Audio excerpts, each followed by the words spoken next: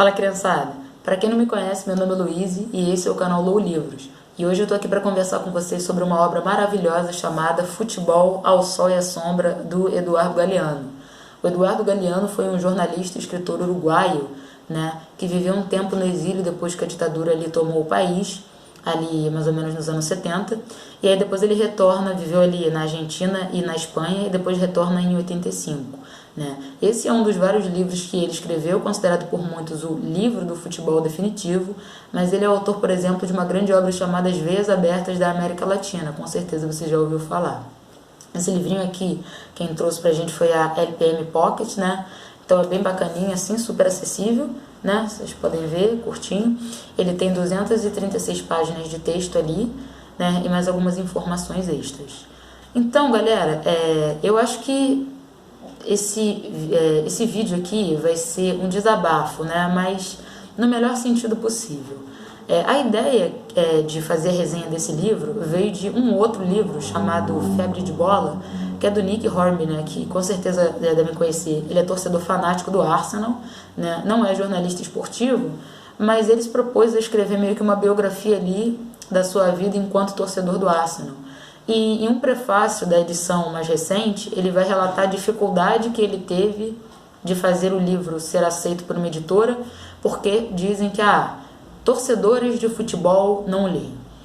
E aí o Nick, nesse trecho, ele comenta que o futebol é o único esporte onde as pessoas meio que separam seu público, Ou você tem uma pessoa inteligente ou você tem torcedor de futebol.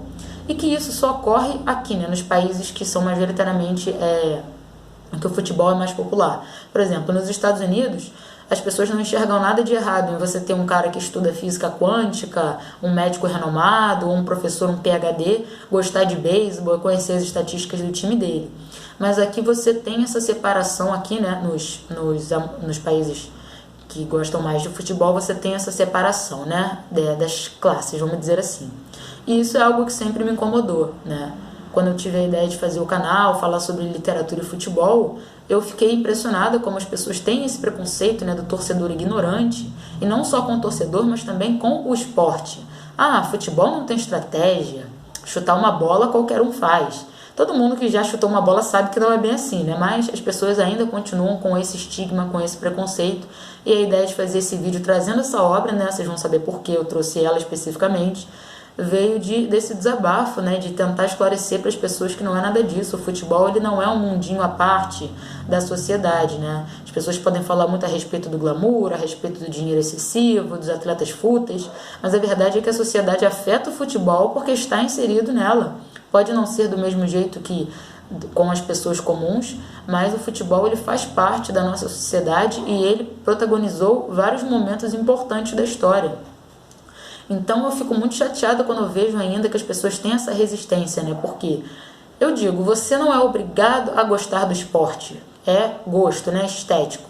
Mas assim, você respeitar a importância dele para a sociedade, eu acho que é necessário. Porque, por exemplo, tem gente que não gosta de dança, tem gente que não gosta de teatro, cinema, literatura, mas ninguém nega a importância dessas áreas para a humanidade, para o desenvolvimento dela. E você pode estar perguntando, poxa Luiz, você não está exagerando muito? É só um jogo. Pois é só um jogo, mas muita coisa está envolvida nele, Então, o Galeano, na introdução do livro é curioso, porque vão relatar que não dá para encaixar esse texto aqui dele, nesse livro, em nenhum tipo de classificação. Ele poderia ser uma poesia, poderia ser uma prosa, poderia ser uma crônica, um ensaio, e eu tenho que concordar com isso, Agora, puxando a sardinha aqui para o lado torcedora, essa eu posso dizer para vocês é uma das obras mais belas que eu já li a respeito do esporte, porque diferente da Pirâmide Invertida, por exemplo, que vai falar das táticas, vai falar da evolução do jogo e vai pegar a história ali para ilustrar isso, esse aqui é um livro que vai falar da cultura do futebol, vai falar sobre as suas paixões, sobre os seus ódios, vai falar sobre como a sociedade o afeta. Então é uma verdadeira carta de amor, eu diria assim, para o torcedor, mas também fala muito com a pessoa que não gosta de futebol para mostrar para ela que o esporte é muito mais do que só um jogo.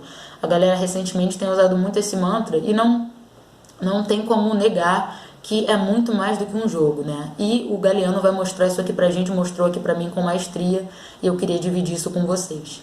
Então a gente tem pequenos relatos aqui que ele vai usar, vai falar com a gente desde a criação do esporte até muito antes, né, falando sobre esportes com bolas praticados em diversas civilizações, até chegar no esporte bretão, como ele é conhecido.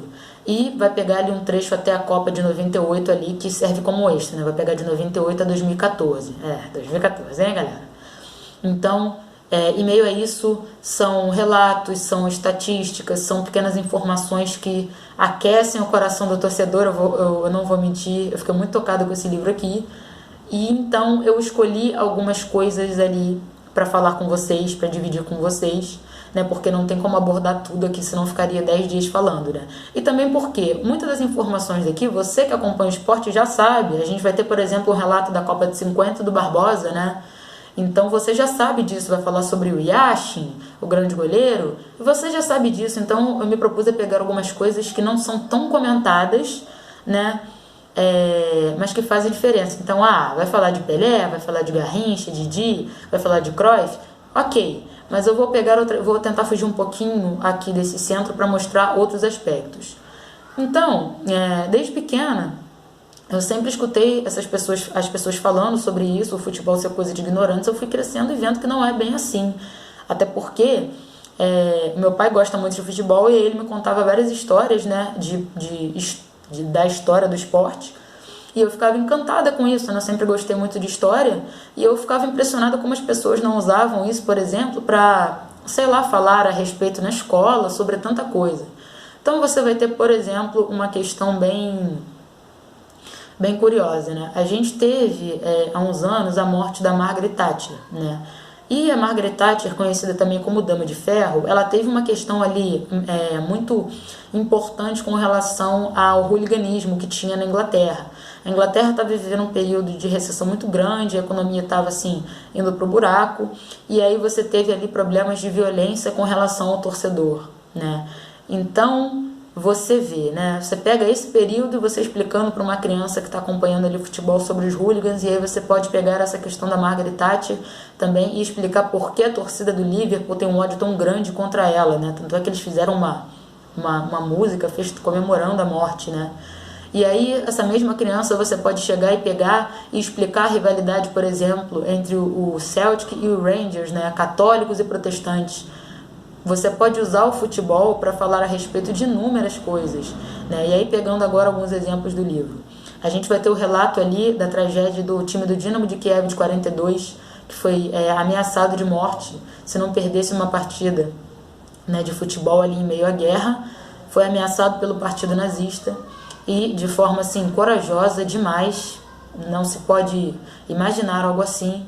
O Dinamo preferiu a morte do que entregar um resultado, né? Eles meio que dando um tapa na cara do nazismo e protagonizaram isso. Um time de futebol, né? Mais uma prova de que não é apenas um jogo. E você usar esse tipo de coisa para explicar a guerra, o que foi aquilo, para uma criança ou até para uma pessoa que está começando agora, não tem preço. É uma coisa extremamente grande. Aqui a gente vai ter o relato, por exemplo, das Copas de 30 e 34, onde você tem ali o fascismo na Itália, no seu período de maior força, e a representação ali do Império Romano sendo feita nos jogos da seleção da Itália, né? Você vai ter ali a figura do Mussolini, né? Il Duce, querendo emular o Império Romano e fazendo uma saudação ali da tribuna de honra do estádio e usando a seleção italiana como ferramenta de propaganda, tal como aconteceu na Copa de 78, quando em meio a uma ditadura a Argentina ganha a Copa, mas que você tem inúmeros relatos de dificuldades em relação à população, né? E também de uso de dinheiro público para sancionar ali as obras da Copa. E você tem essa tentativa de mostrar para o mundo uma realidade que era muito diferente do que o torcedor vivia, né? Então você tem esses relatos aqui que mostram como o esporte ele está inserido na nossa sociedade. O Galeano também vai contar pra gente o quê? A história dos negros, né? Como foi difícil para os negros e mestiços, é bom que se diga, como o Friedenreich, né? Que tinha que alisar o cabelo, né? Ele demorava mais no vestiário do que todo mundo, porque ia alisar o cabelo, o caso do Carlos Alberto do Fluminense, que passava pó de arroz no rosto, né?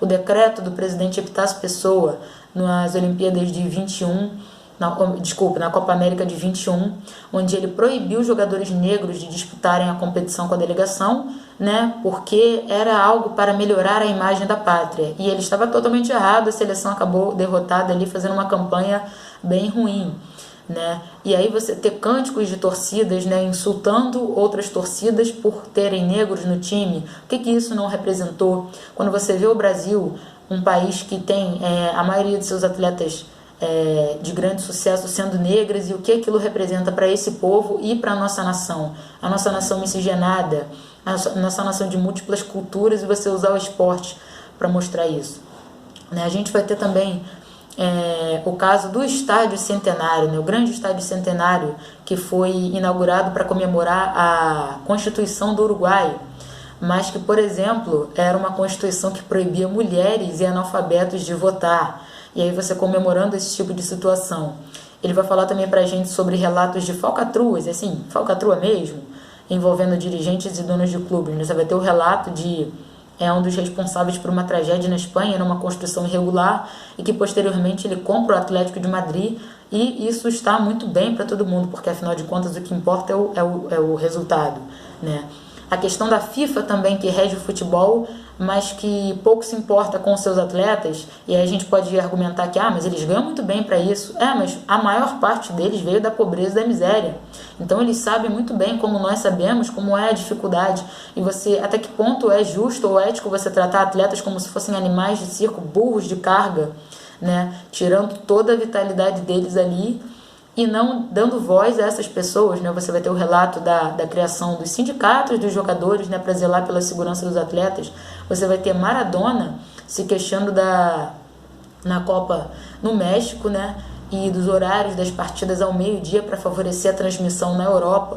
Então você tem inúmeras coisas aqui que afetam o futebol, né, e que mostra como o esporte é rico. Você tem o esporte parando guerras, por exemplo, você tem clubes, seleções sendo afetados por terem seus atletas servindo as suas nações, né? Você também vai ter um caso bastante emblemático, por exemplo, do futebol refletindo todo um pensamento social. Ele vai pegar o exemplo aqui, acho que, né, em homenagem ao Maradona, a gente não pode esquecer. O que Maradona representou para o Napoli não foram apenas títulos, né? Você tinha ali, desde a queda do Muro de Berlim, as barreiras nunca deixaram de existir. Então você tem um sul da Itália extremamente empobrecido contra um norte, né, aristocrata, e que constantemente era preconceituoso com os napolitanos, e você tem Maradona desafiando tudo isso. Só para você ter uma noção, alguns dos cânticos contra os torcedores do Napoli eram pedindo para que o vulcão Vesúvio voltasse à erupção para eliminar Nápoles da face da terra. Ou então você tendo falas do tipo bem-vindos à Itália, napolitanos, né? Porque Nápoles sempre foi vista como uma região à parte, e você vê o orgulho que o torcedor sentia do que Diego Maradona estava fazendo. Então você dizer que isso aqui não é rico, que isso aqui não pode ser usado para falar sobre como o mundo funciona só porque é um esporte popular, isso é extremamente preconceituoso. É você ignorar mais de 100 anos, sabe, de esporte, de cultura, das pessoas, dos personagens que fazem parte daquilo, do futebol como esperança. Não querendo ser piegas, dizendo que futebol vai salvar o mundo, futebol é a alegria dos pobres, mas o futebol dando esperança para algumas pessoas, aquelas poucas pessoas que conseguem se sobressair, e para aqueles muitos torcedores que se veem naqueles atletas, né, que se veem naquele ambiente.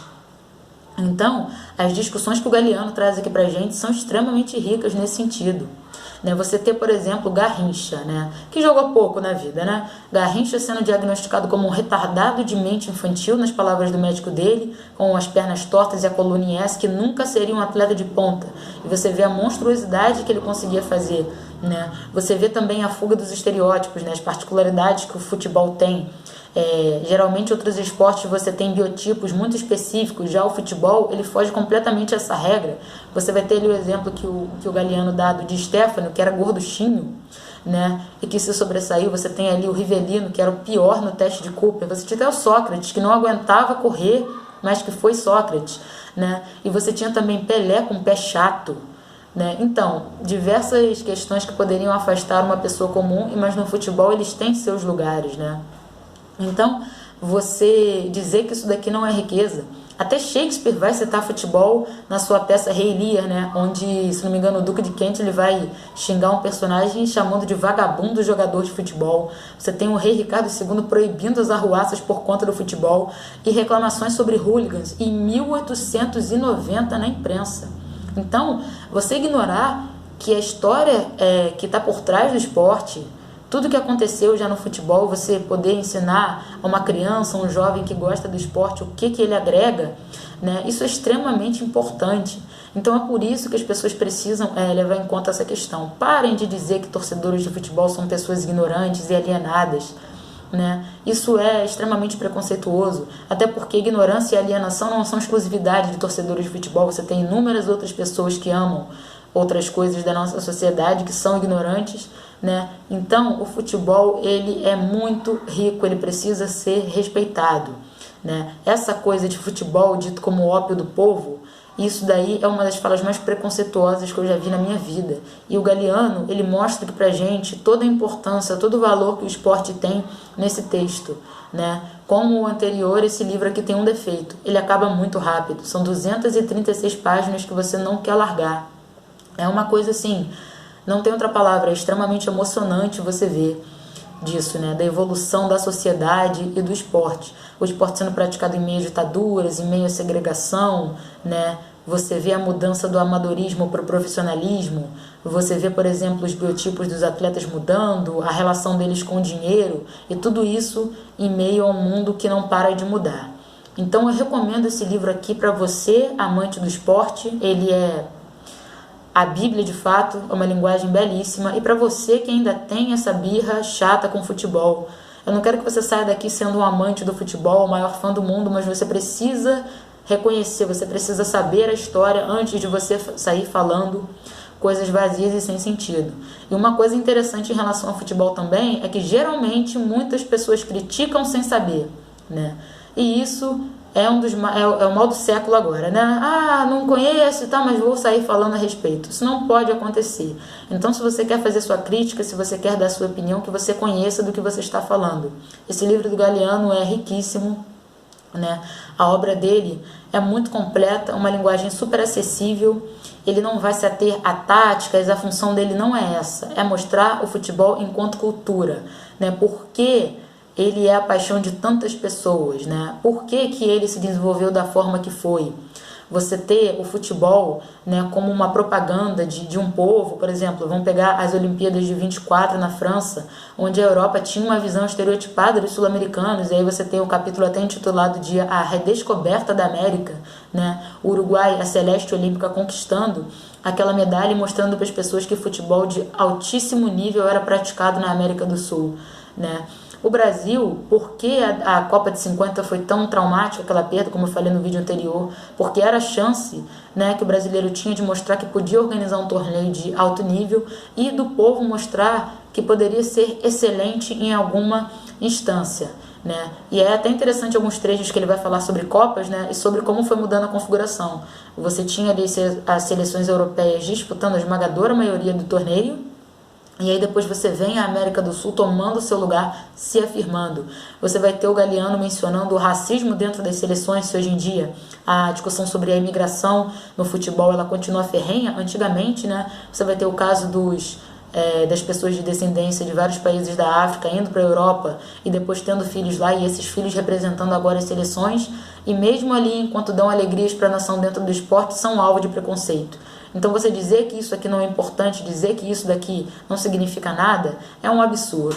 Então deixo aqui esse relato, deixo com essa minha mensagem, eu espero que você leia, espero que você conheça. E para o amante do esporte eu não preciso nem falar, é uma das melhores coisas que eu já li na minha vida, vou ler novamente e eu espero ver você nessa empreitada também. Então eu me despeço aqui, falando um trechinho do livro que vai dizer o seguinte: que uma vez por semana o torcedor vai ao estádio. E o futebol é a única religião onde você não tem ateus. Aqui do Eduardo Galeano. Então, um abraço e até a próxima.